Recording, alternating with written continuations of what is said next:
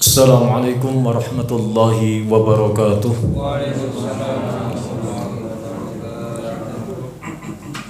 Innal hamdalillah nahmaduhu wa nasta'inuhu wa nastaghfiruh wa na'udzu billahi min shururi anfusina wa min sayyiati a'malina.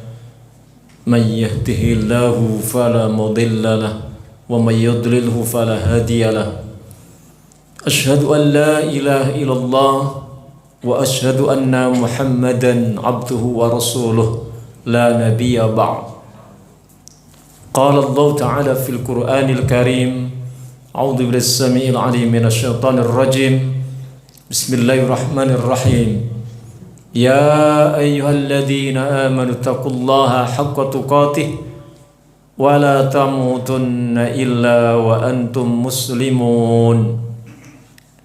Ya ayyuhan nasu attaqu rabbakumul ladzi khalaqakum min nafsin wahidah wa khalaqa minha zawjaha wa bassa minhuma rijalan katsiran wa nisaa'a wattaqullaha alladzi tasaaluna bihi wal arham innallaha kana 'alaikum raqiba.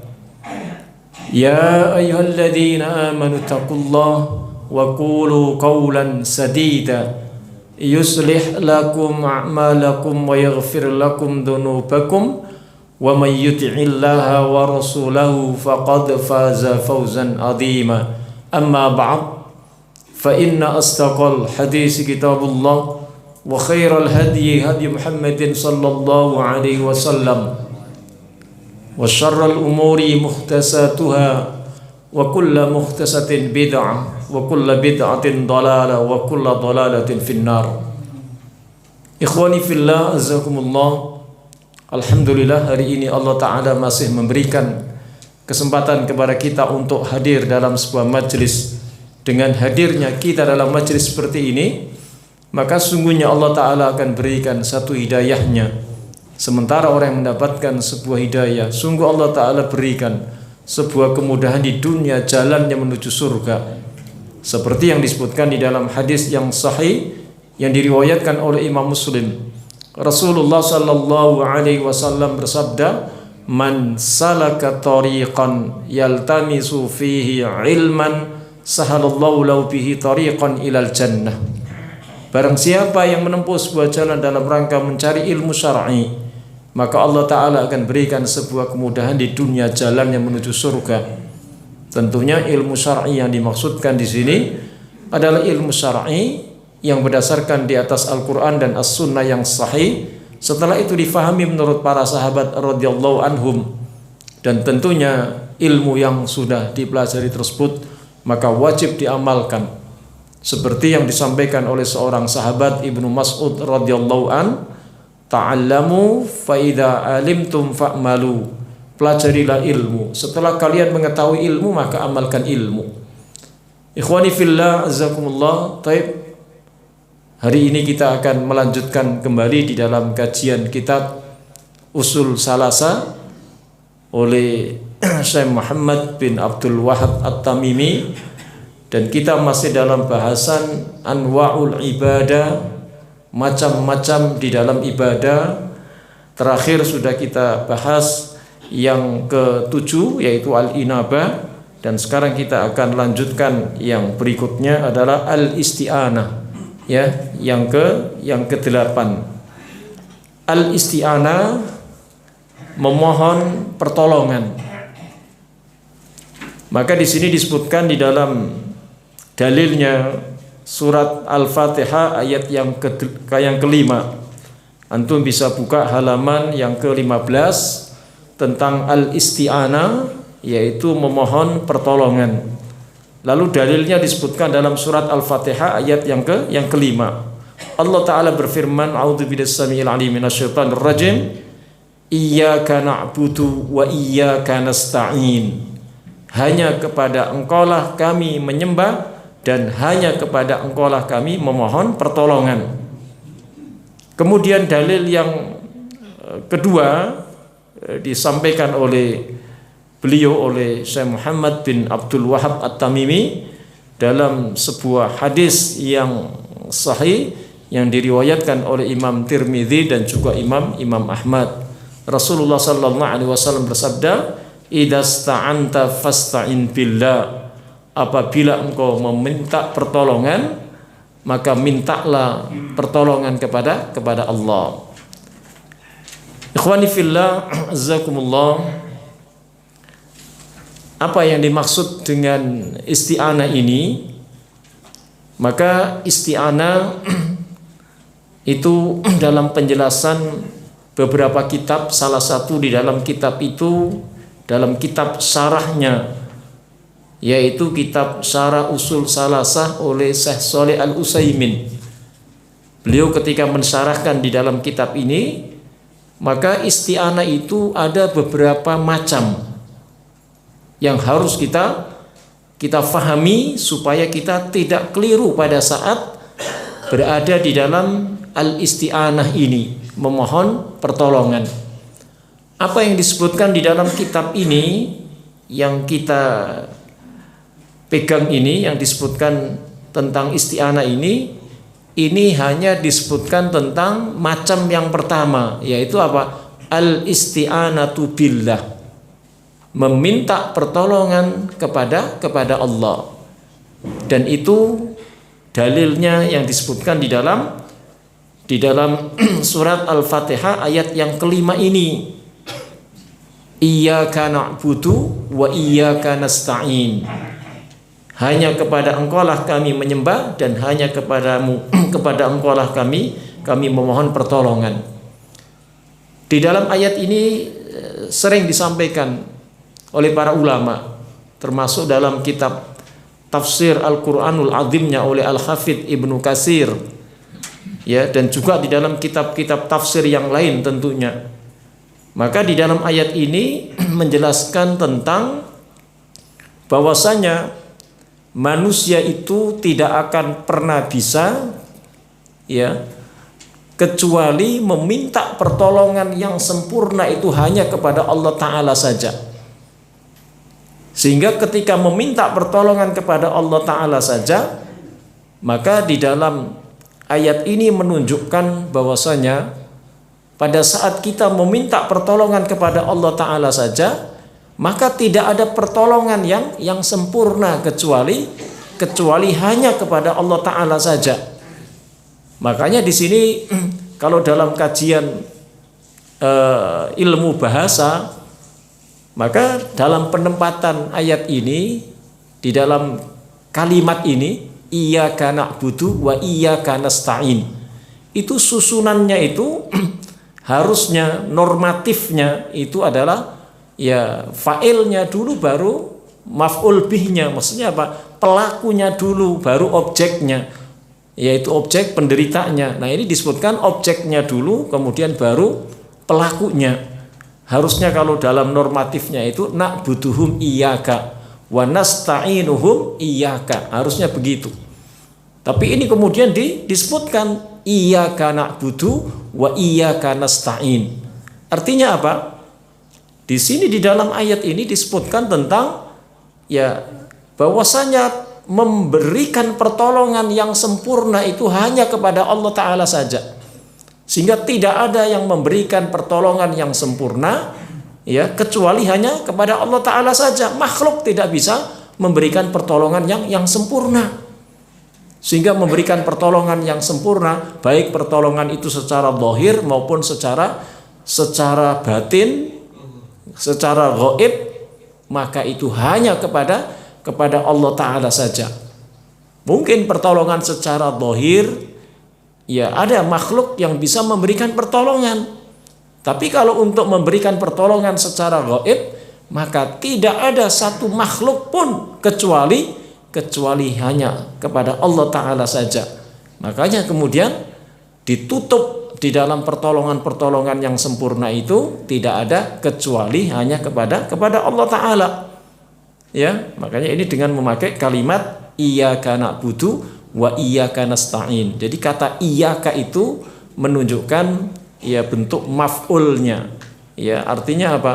Objeknya didahulukan, baru kemudian fa'ilnya, pelakunya yang kemudian baru disebutkan oleh Allah Ta'ala.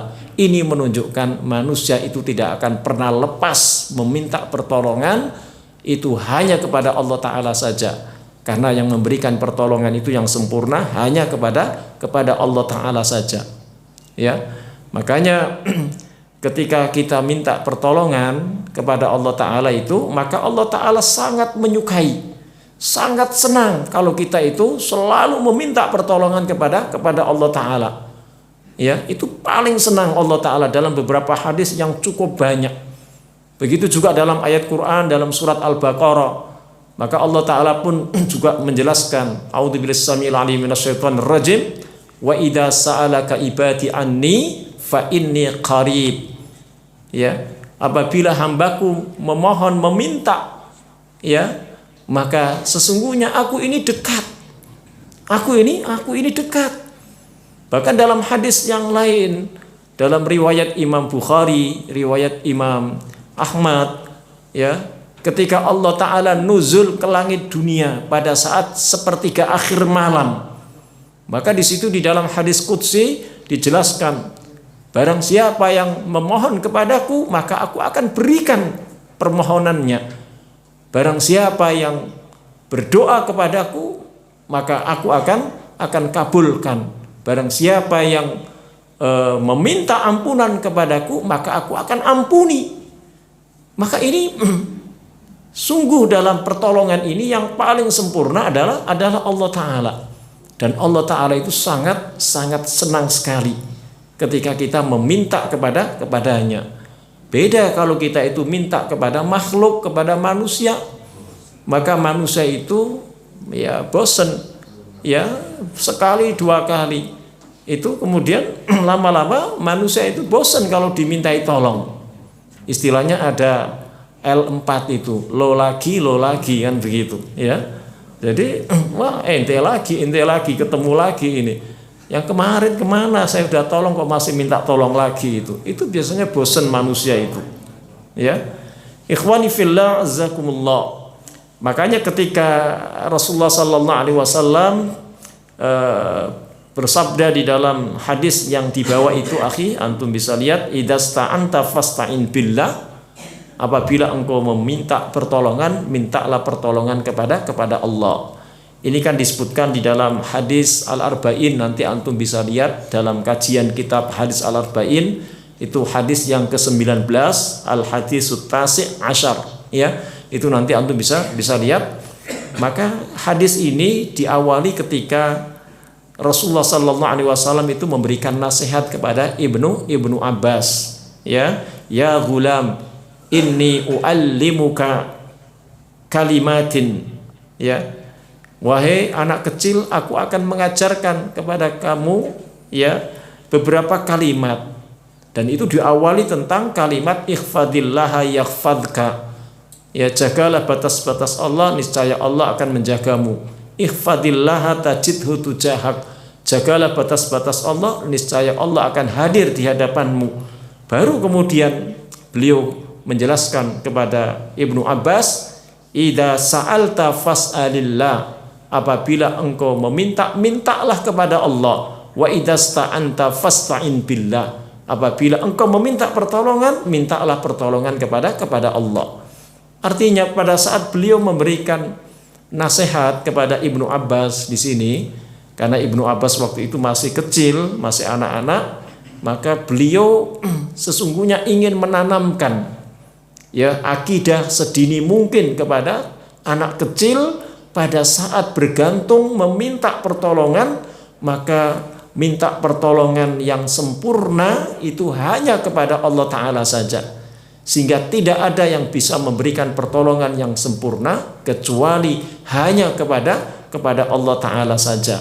Nah, ini yang disebut dengan al-isti'anatu billah, meminta pertolongan kepada Allah. Lalu yang kedua kata Syekh Shalih Al-Utsaimin, meminta pertolongan kepada makhluk. Ya, jadi ada bentuk jenis meminta pertolongan yang kedua adalah minta tolong kepada makhluk yang ia mampu memberikan pertolongan. ini hukumnya dibolehkan. Ya.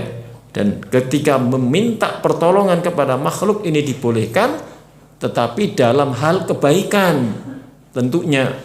Ya, jangan kita meminta tolong kepada makhluk tapi tidak dalam hal kebaikan. Ya, tetapi harus dalam kebaikan.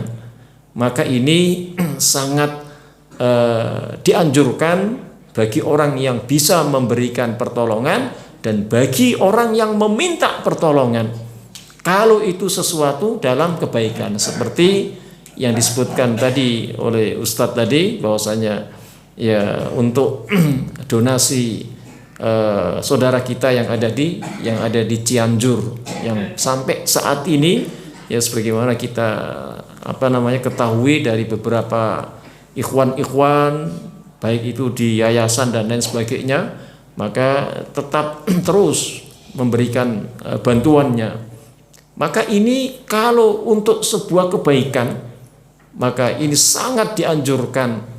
Bahkan ini ketika kebaikan itu baik yang memberikan pertolongan maupun yang diberikan pertolongan, maka ini sesuatu yang sangat dicintai oleh Allah Ta'ala. Tetapi itu dalam sebuah kebaikan, tetapi tidak boleh dalam sebuah kemungkaran. Makanya di dalam surat Al-Maidah ayat yang kedua Allah Ta'ala berfirman, a'udzubillahi samiil alim minasyaitonir rajim, wa ta'awanu 'alal birri wat taqwa wa la ta'awanu 'alal ismi wal udwan. Kata Allah Ta'ala, wa ta'awanu 'alal birri wat taqwa, dan minta tolonglah atau saling tolong menolonglah ya kalian dalam perbuatan bir, dalam perbuatan baik dan juga dalam ketakwaan. Ini disuruh oleh Allah Ta'ala untuk dalam kebaikan. Kita tidak boleh berpangku tangan kalau ada saudara-saudara kita yang mengalami kesulitan. Maka kita hendaknya memberikan pertolongan. Begitu juga orang yang dalam kesulitan, maka dibolehkan untuk meminta tolong kepada orang lain kalau itu dalam kesulitan. Tetapi kalau orang yang tidak dalam kesulitan, ya, dia masih bisa untuk bekerja tidak dalam kesempitan seperti dalam kondisi bencana seperti yang ada di Cianjur ini. Tetapi orang itu kemudian dengan pekerjaannya selalu meminta-minta. Nah, ini yang tidak dibolehkan. Ya, meskipun pada awalnya minta pertolongan itu sangat dianjurkan, tetapi pada saat dia dijadikan sebuah pekerjaan, orang itu meminta-minta tolong, maka dalam beberapa hadis yang sahih, kelak di akhirat kalau orang itu nanti selalu jiwanya meminta-minta, kelak di akhirat dia akan dihadirkan oleh Allah Ta'ala dengan wajah yang tanpa daging, ya, tulang-tulangnya saja yang terlihat nanti. Itu akan terlihat bahwasanya dulu ketika di dunia pekerjaannya suka meminta-minta, ya, maka itu akan dihadirkan oleh Allah Ta'ala di akhirat kelak, wajahnya itu tanpa daging. Maka meminta tidak boleh dijadikan sebuah profesi, ya. Taib, ikhwani fillah azakumullah. Begitu juga pada saat orang itu meminta pertolongan dalam bentuk kemungkaran, ini tidak dibolehkan. Dalam bentuk kemungkaran. Apa bentuk kemungkaran dalam minta tolong ini? Ya, meskipun pada awalnya orang itu untuk mencari nafkah umpamanya, ketika disebutkan dalam sebuah fatwa para ulama, salah satunya Syekh bin Baz di dalam fatwa muhimmahnya itu pernah menjelaskan, ketika ada seorang muslim di bulan Ramadan, lalu kemudian pada saat dia mencari nafkah itu kan sesuatu yang wajib bagi seorang laki-laki untuk menafkahi keluarganya. Maka pada saat dia mencari nafkah di bulan Ramadan, lalu dia jualan makanan siap saji di siang hari, tanpa memberikan kriteria orang yang boleh memakan atau membeli makanan di siang hari di bulan Ramadan. Lalu siapa saja itu kemudian dibolehkan untuk membeli makanannya. Maka ini termasuk ta'awun dalam bentuk kemungkaran. Ya, umpamanya ya Afan ini biasanya yang buka warung di siang hari, beda dengan di sore hari yang memang untuk dipersiapkan untuk buka puasa, itu lain, itu tidak masalah ya. Itu tidak tidak mengapa yang seperti itu. Tetapi ini di siang hari tanpa diberikan pengecualian, kecuali musafir, kecuali wanita yang sedang berhalangan, kecuali anak-anak. Tapi ini semuanya boleh masuk warungnya. Yang penting saya ini cari nafkah. Ya, yang penting laku cari nafkah, tanpa dia menghiraukan ketika orang itu sampai membatalkan puasanya atau membuat orang lain itu kemudian makan di siang hari di bulan Ramadan. Maka ini bentuk ta'awun, tolong menolong dalam kemungkaran, nggak boleh. Meskipun yang dijual itu makanan yang halal. Ya, maka ini dilarang. Wala ta'awanu 'alal ismi wal udwan. Janganlah kamu ya tolong menolong dalam perbuatan dosa dan udwan, permusuhan di sini artinya kemungkaran. Maka tidak dibolehkan. Ikhwani fillah azzakumullah. Sehingga hendaknya kita itu memberikan pertolongan ya terhadap perkara-perkara yang baik. Tidak boleh dalam perkara-perkara yang mungkar. Ya, umpamanya membuka usaha ya ini itu dalam kemungkaran, banyak kan kemaksiatan, buka arena judi umpamanya. Ya, dan lain sebagainya, maka tidak dibolehkan yang seperti itu. Ya, meskipun pada awalnya dalam tolong menolong itu sesuatu yang sangat dianjurkan, bahkan sangat dicintai oleh Allah Ta'ala, seperti yang disebutkan di dalam surat Al-Baqarah ayat 195. Allah Ta'ala berfirman, a'udzubillahi samil alim minasyaitonir rajim, wa ahsinu innallaha yuhibbul muhsinin. Wa ahsinu, dan berbuat baiklah kalian, innallaha yuhibbul muhsinin, sesungguhnya Allah menyukai orang-orang yang berbuat kebaikan. Taib, ini yang kedua, akhi. Kemudian yang ketiga, kata Syekh Shalih Utsaimin, ya, isti'anah itu, meminta pertolongan itu adalah meminta pertolongan kepada makhluk, tetapi minta pertolongan kepada makhluk ya tidak mampu memberikan pertolongan. Maka ini bentuknya sia-sia. Ya, jadi beliau sampai menjelaskan sangat detail sekali bentuk yang ketiga ini, meminta makhluk, ya, meminta pertolongan kepada makhluk, tapi makhluk ini tidak bisa memberikan pertolongan. Meskipun hukumnya itu juga tidak berdosa, tetapi ini bentuk kesia-siaan saja. Sampai beliau menjelaskan di dalam kitab sarahnya itu, ketika ada seseorang yang meminta tolong kepada orang lain, tetapi orang lain itu tidak mampu memberikan pertolongan. Seperti apa? Seperti orang lain itu orang yang lumpuh, lalu disuruh untuk mengangkat ya benda yang berat, kata Syekh Shalih Utsaimin, maka nggak mungkin dia bisa dimintai pertolongan, bahkan ini bisa meremehkan, bahkan bisa tersinggung orang itu.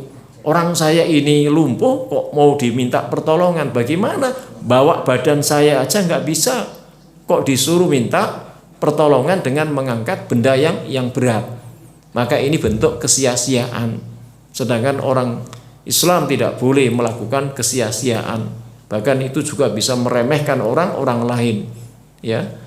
Dan meremehkan orang lain itu tentunya dilarang di dalam syariat ini, ya. Taib, ini yang ketiga. Nah, baru yang keempat inilah yang banyak yang akan ana sampaikan sebagaimana yang dijelaskan oleh Syekh Shalih Al-Utsaimin, meminta tolong kepada, di sini ada dua, empat ini ada dua. Yang pertama, meminta tolong kepada orang yang mati secara mutlak. Kemudian nanti yang kedua dari bagian yang keempat ini, dan juga meminta tolong kepada orang yang hidup tapi tidak hadir di hadapannya. Ini minta tolong dalam perkara-perkara yang gaib. Nah, kita awali dari yang pertama dulu, dari bagian yang keempat ini, minta tolong kepada orang yang sudah meninggal.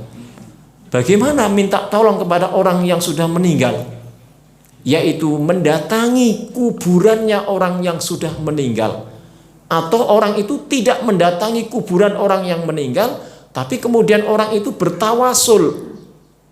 Ya, bertawasul dengan arwahnya orang yang sudah meninggal. Ya, bertawasul itu artinya berperantara dengan menyebutkan nama orang yang sudah meninggal.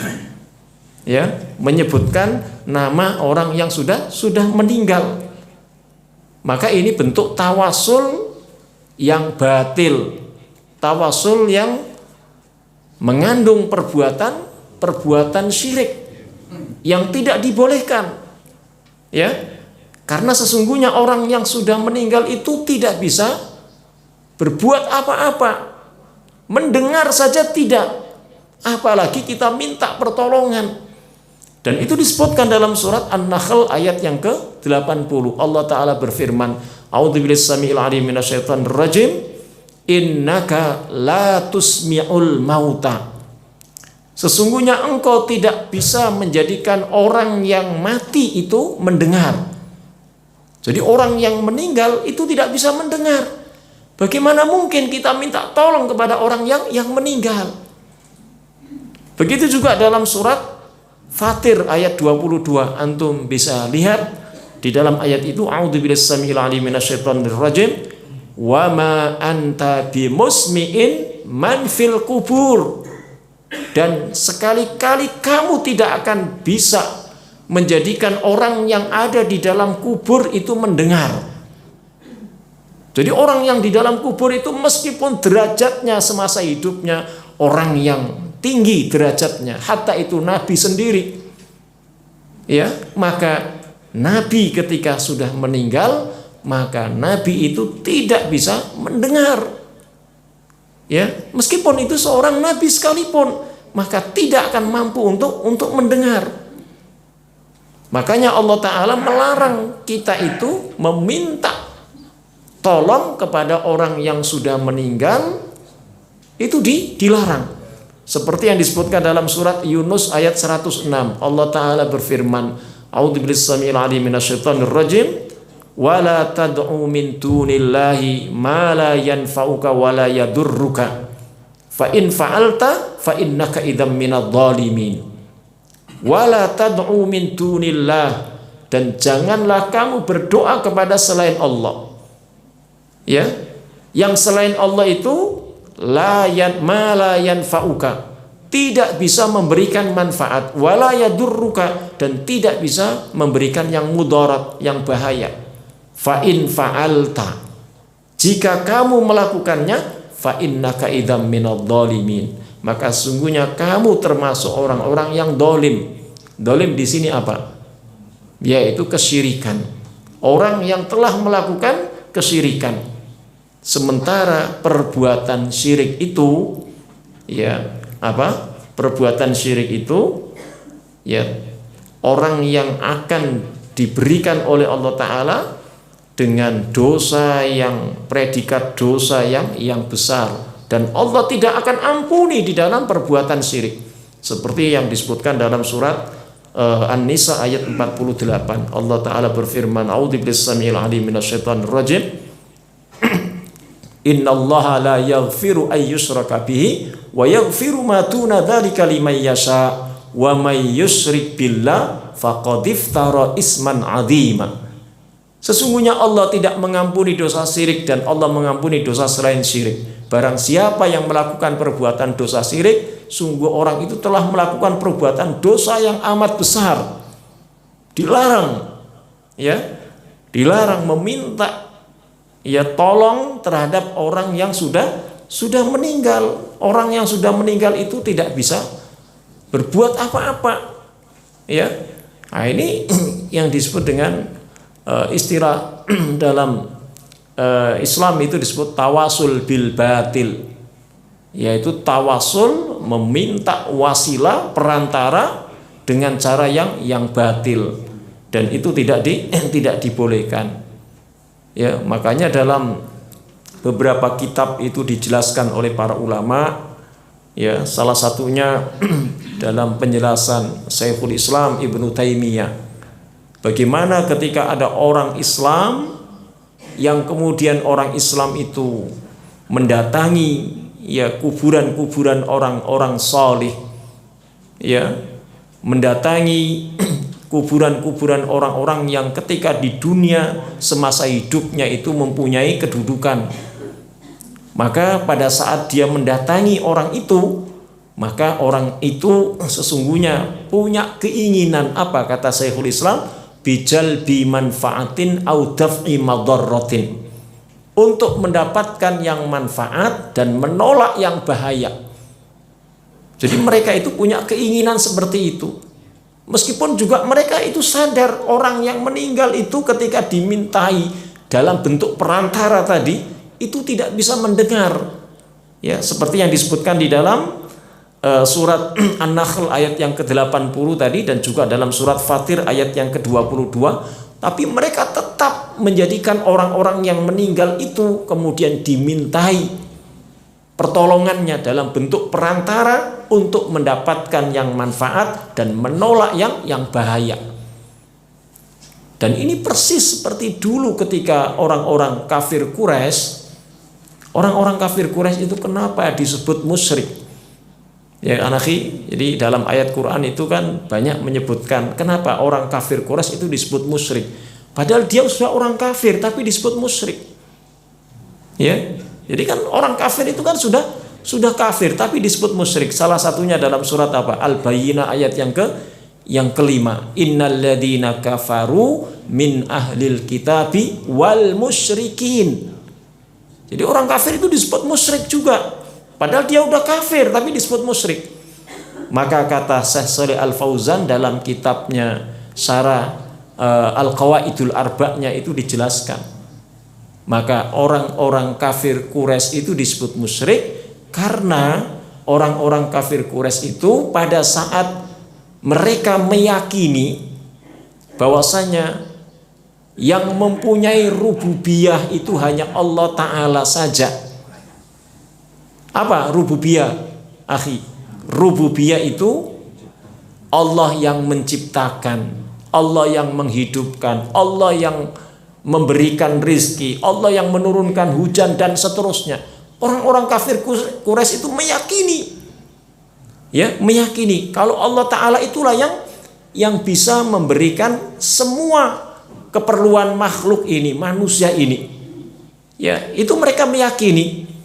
Akan tetapi pada saat meyakini tentang rububiyah Allah, pada saat mereka orang-orang kafir Quraisy itu meminta kepada Allah, lalu mereka itu melalui perantara Tuhan-Tuhan mereka yang mereka ciptakan.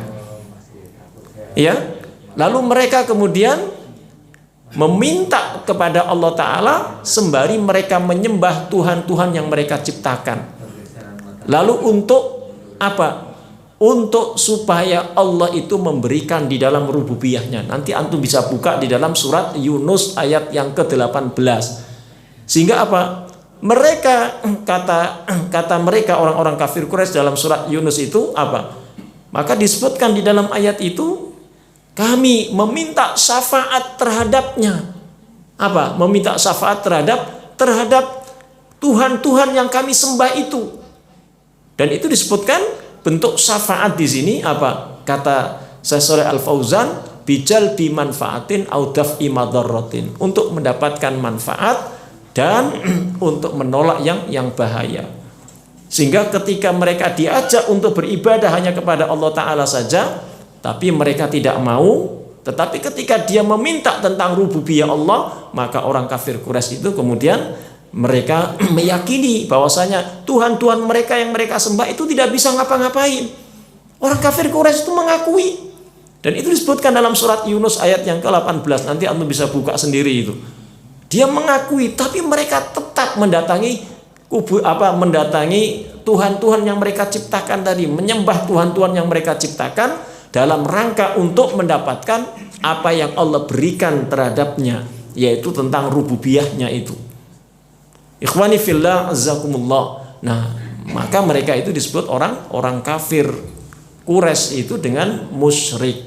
Dia sudah kafir tapi kemudian disebut musyrik karena mereka meyakini tentang rububiyah Allah, tapi mereka pun masih meminta terhadap Tuhan-Tuhan yang mereka sembah, dan Tuhan yang mereka sembah itu juga mereka yakin kalau dia itu tidak bisa memberikan apa-apa, tidak bisa memberikan manfaat dan seterusnya, tapi mereka tetap sembah. Sama seperti di zaman sekarang ini masih ada orang yang mendatangi kuburan-kuburan orang-orang soleh, kuburan para wali, lalu kemudian meminta kuburan para wali itu dengan perantara, dengan mengatakan saya ini orangnya kotor, banyak dosa, jadi kalau saya doa itu nggak mungkin nanti Allah terima, kecuali saya ini harus berperantara dengan kuburan orang soleh ini. Ya, ada yang mengatakan seperti itu. Bahkan sampai ada juga yang jelas-jelas meminta kepada kuburan itu. Ya, jelas-jelas meminta kepada kuburan, seperti meminta kekayaan ya kepada kuburan. Seperti kasus yang sampai saat ini masih ada itu di Gunung Kemukus, barangkali ada yang tinggal dekat di daerah ini di Jawa Tengah ini, di Gunung Kemukus. Nah, di Gunung Kemukus itu mencari pesugihan di sana itu. Nah, di situ di Gunung Kemukus itu mencari pesugihan, bahkan tidak saja melakukan kesyirikan, tetapi apa? Juga termasuk melakukan perzinahan di sana. Karena itu syaratnya untuk mendapatkan pesugihan tidak saja memohon kepada kuburannya Pangeran Samudro itu, kalau nggak salah ya Pak ya, Pangeran Samudro, maka di situ juga apa? Mereka harus melakukan ritual yang dulu pernah dilakukan oleh Pangeran Samudro, berselingkuh dengan siapa? Dengan ibu tirinya, ya Pangeran Samudro ini, sehingga orang yang di sana laki-laki dengan perempuan maka harus melakukan perzinahan. Ya, kalau suami istri umpamanya di pihak lain ada suami istri, maka barter di situ, tukeran itu nggak boleh dia sendiri suami istri dia melakukan jima, nggak boleh, harus dengan pasangan yang lain. Bahkan di sana pun disediakan, kalau laki-laki di sana disediakan juga perempuannya disediakan, begitu juga laki-lakinya juga disediakan di sana. Pokoknya harus melakukan ritual itu untuk mendapatkan pesugihan. Naudzubillah min dzalik. Ya. Jadi ini ketika orang untuk mendapatkan kekayaan di situ, akhi. Ikhwani fillah azzakumullah. Ya. Sehingga yang keempat ini, yang pertama bagiannya adalah minta tolong kepada orang yang sudah meninggal secara mutlak, ini termasuk perbuatan syirik, dan syiriknya adalah syirik yang besar, ya, tidak dibolehkan. Ya, kalau seandainya bahwasanya ketika orang itu ya meminta pertolongan kepada kuburan, mereka faham kuburan itu tidak bisa mendengar sama sekali.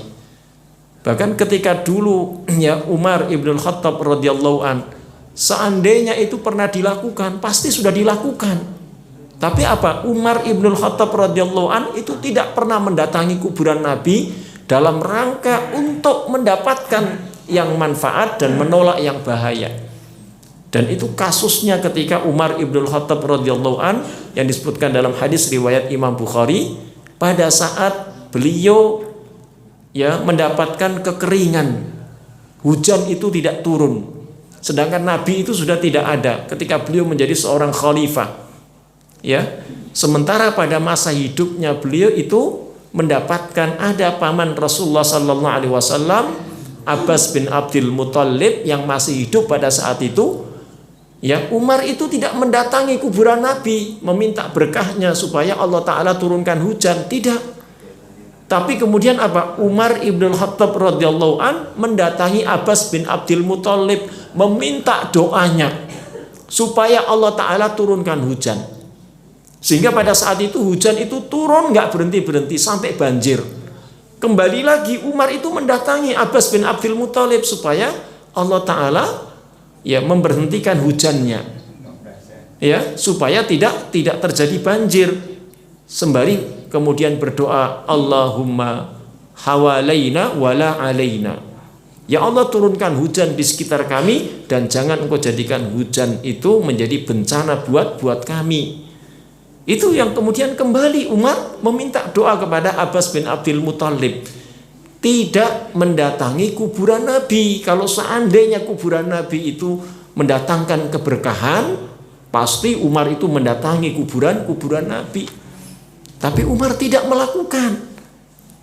Maka kenapa di zaman sekarang ini kita tidak mencontoh, ya, tidak mencontoh sahabat Nabi yang menjadi pelaku utama di dalam Islam ini? Kenapa kita kemudian kok mengikuti hawa nafsu dalam rangka, ya, meminta pertolongan itu kepada orang yang sudah meninggal, sementara mereka itu sudah tidak bisa mendengar sama sekali. Bagaimana mungkin akan menyampaikan bentuk wasilahnya tadi, perantara tadi? Oh, dia itu tidak bisa mendengar. Kok masih tetap dia mendatangi kuburan? Makanya di negeri ini sangat laris sekali kuburan. Ya, kuburan orang-orang. Antum bisa lihat kuburan-kuburan para wali di negeri ini pernah nggak sepi dari ziarahnya? Hampir tidak pernah sepi. Dari peziarah-peziarah yang begitu banyak di negeri ini, sampai dengan istilah wisata religi itu, ya, berbis-bis biasanya, sampai ada yang arisannya itu ziarah kubur yang terdekat itu di makamnya siapa. Kalau di daerah Bekasi sekitarnya ini, di Kerawang itu ada wali Kuro itu yang ada di Pakis itu, Syekh Kuro atau ya itu banyak didatangi, ya kan? Gak pernah sepi, antum bisa lihat di negeri ini. Padahal mereka itu tidak bisa mendengar. Bagaimana mungkin diminta perantaranya? Coba, Allah sudah jelaskan tadi dalam surat An-Nahl dan juga surat Fatir ayat 22. Sementara kuburan orang tuanya sendiri gak pernah diziarahi. Nah ini karena apa? Gak bisa mendatangkan manfaat dan yang mudarat tadi. Maka ini terbalik, harusnya apa? Orang tuanya diziarahi, didoakan. Nah ini yang didoain minta kepada para wali. Ini wali-wali yang ada di negeri ini, itu kemudian ramai kuburannya, tidak pernah sepi. Padahal ini tidak dibolehkan kita ini dalam syariat ini, ya. Jadi isti'anah terhadap orang yang meninggal, al-isti'anatu bil amwat, ini enggak dibolehkan. Ya, ikhwani fillah azzakumullah. Ya, dan ini sebuah larangan, ya, secara mutlak, ya. Ini tidak dibolehkan sama sekali. Makanya dalam hadis yang sahih riwayat Imam Bukhari, Rasulullah sallallahu alaihi wasallam itu memberikan sebuah ketegasan. Apa ketegasannya beliau? Man mata wa huwa yad'u min dunillahi niddan dakhalan nar. Jadi beliau dengan ketegasannya di dalam hadis sahih riwayat Imam Bukhari, man mata, barang siapa yang mati, wa huwa yad'u min dunillah, sedangkan dia berdoa kepada selain Allah. Ketika dia berdoa kepada kuburan, meminta kepada kuburan, apa itu tidak berdoa kepada selain Allah? Dia meminta dalam bentuk tawasulnya tadi, perantaranya tadi, ya, maka itu meminta kepada selain Allah, niddan, sebagai tandingan kepada Allah. Apa kata Nabi? Dakholan nar. Ya, ini memakai fiilnya fiil madhi, bukan fiil mudhari'. Itu menunjukkan sebuah kepastian, dakholan nar. Ya, artinya apa? Kata kerja yang sudah terjadi. Artinya itu untuk menunjukkan sebuah kepastian, dakholan nar, masuk neraka, telah masuk neraka. Bukan pakai yadkhulun nar, tidak pakai fiil mudhari'. Ya, berarti kalau pakai dakhola berarti telah masuk, menunjukkan apa? Kepastian. Tapi kalau pakai yadkhulu itu sebuah ancaman akan masuk neraka. Tapi ini pakai katanya kata dakhola, itu fiilnya fiil madhi. Ya, kata kerja yang telah lampau, yang sudah terjadi. Itu menunjukkan sebuah kepastian. Dakholan nar. Barang siapa yang berdoa kepada selain Allah, yang selain Allah itu niddan, dijadikan apa? Tuhan tandingan. Maka Nabi ya menjelaskan dalam hadis ini, dakhalan nar, orang itu masuk neraka. Ikhwani fillah azzakumullah. Dan hadis-hadis yang semacam ini banyak sekali. Ya, banyak sekali, akhi. Baik, kemudian yang kedua dari penjelasan yang keempat, maka minta tolong kepada orang yang hidup, ya, minta tolong kepada orang yang hidup dalam yang tidak hadir di hadapannya. Jadi minta tolong kepada orang yang hidup yang tidak hadir di hadapannya, ya, dalam perkara-perkara yang gaib. Ya, dalam perkara-perkara yang gaib. Artinya apa? Orang itu meminta tolong kepada orang yang hidup itu kan boleh. Seperti yang disebutkan tadi, yang kedua tadi, akhi. Tetapi orang itu hadir di hadapannya, ya. Tetapi ini orang minta tolong kepada orang yang hidup, tapi tidak hadir di hadapannya. Maksudnya apa? Minta tolong kepada orang yang hidup dalam perkara-perkara yang gaib, ya, dalam perkara-perkara yang gaib. Maksudnya apa? Minta tolong kepada orang yang seperti itu adalah minta tolong dalam perkara yang gaib, maka orang tersebut kemudian memberikan pertolongan itu dengan melalui khodam mereka, ya, pembantu mereka. Apa pembantu mereka? Yaitu jin. Ya, pembantu mereka itu adalah jin. Padahal orang yang dimintai pertolongan dengan yang tidak hadir itu, yang nggak mungkin bisa memberikan pertolongan.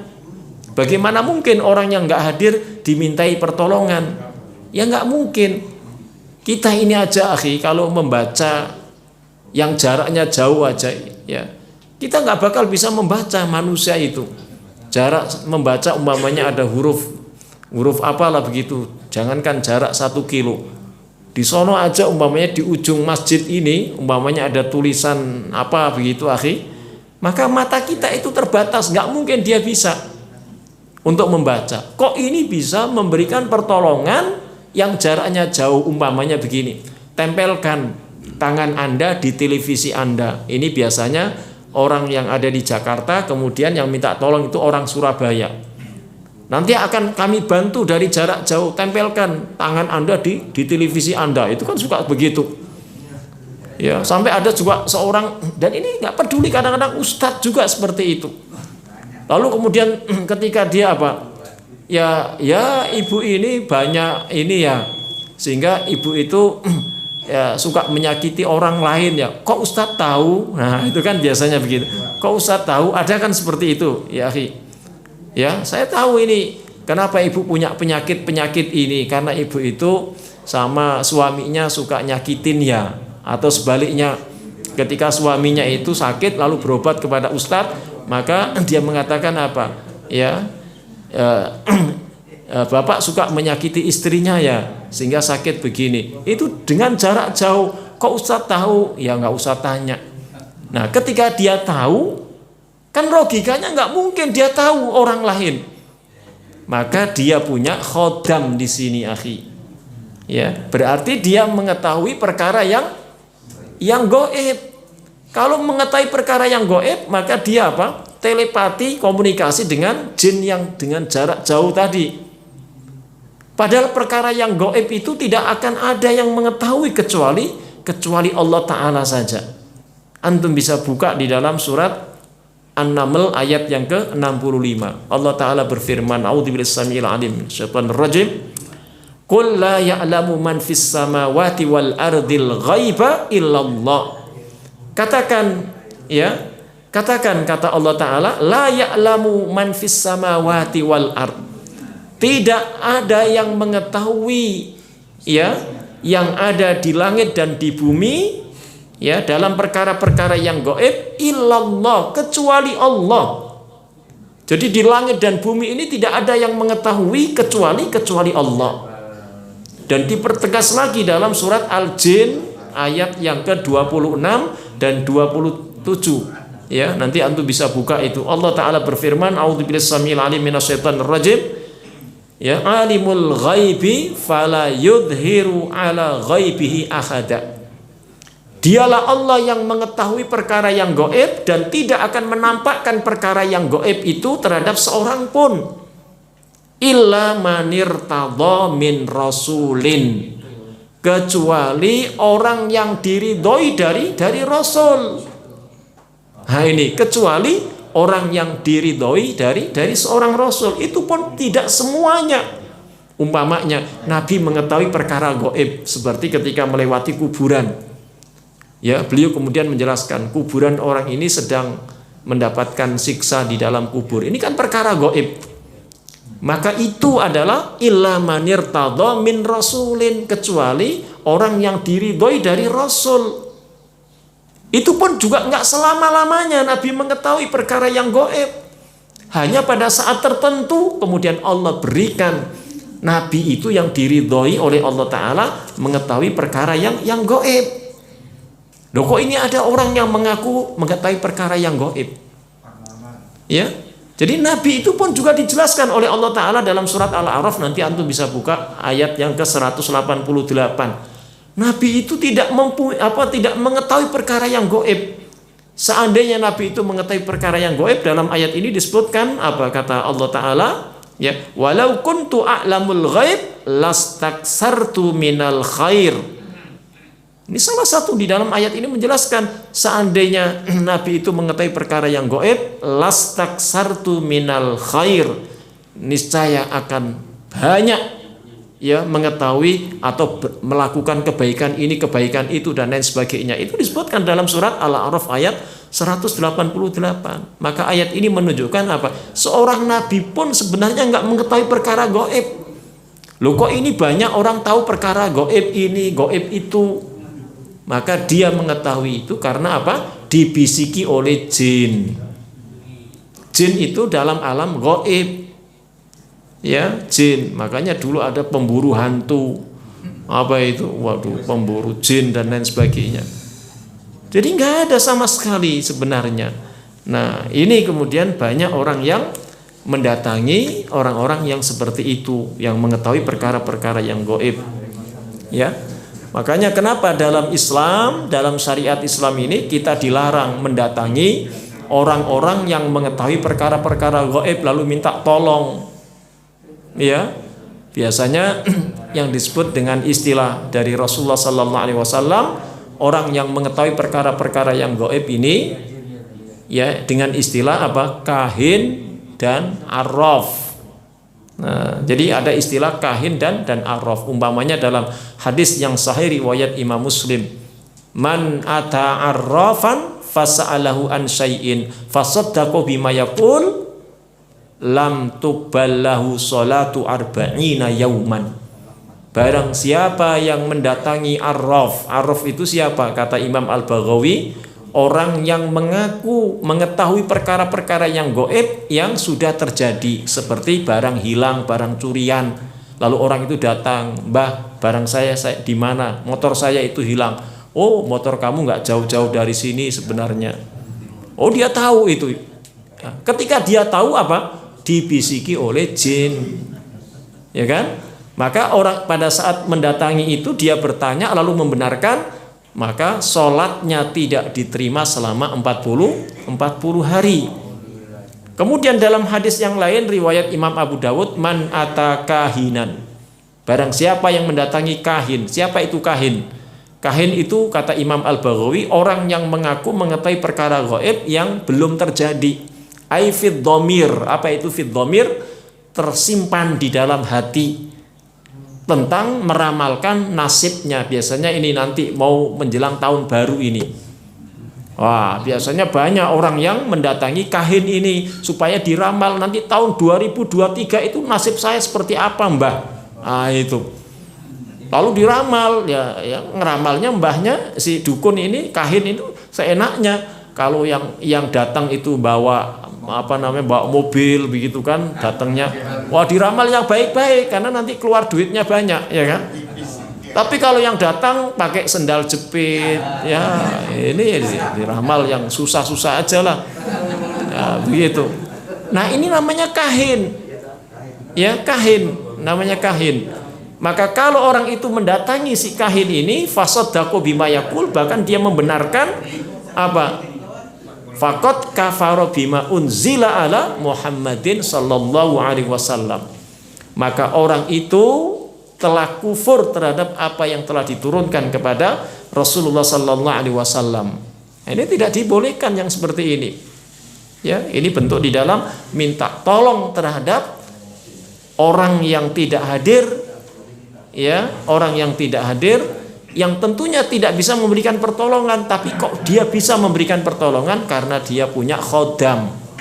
Ya, makanya dalam penjelasan para ulama termasuk Syekh Shalih Al-Utsaimin dalam kitabnya beliau yang lain, di dalam kitab Qaulul Mufid ala Kitabit Tauhid, maka beliau pernah menjelaskan seandainya ada orang Islam yang mendatangi si baik itu arraf maupun kahin, apa kata Syekh Shalih Al-Utsaimin, beliau menjelaskan falladzi yusaddiqul kahin fi ilmil ghaib wa huwa ya'lamu annahu la ya'lamul ghaib illallah fahuwa kafir kufrun akbar mukhrijan anil millah.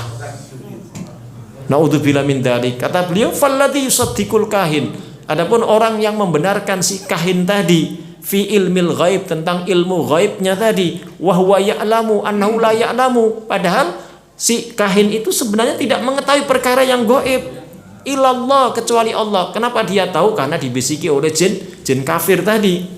Maka apa kata Syekh Shalih Al-Utsaimin? Fahuwa kafir, maka dia nanti menjadi orang yang kafir. Kufrun akbar, orangnya itu menjadikan perbuatannya kufrun akbar, kufur yang besar. Mukhrijan anil millah, bisa keluar dari millah ini. Naudzubillah min dzalik. Maka ini tidak dibolehkan, akhi, ya. Ikhwani fillah azzakumullah. Ini kayaknya waktunya sudah habis apa ya? Ya.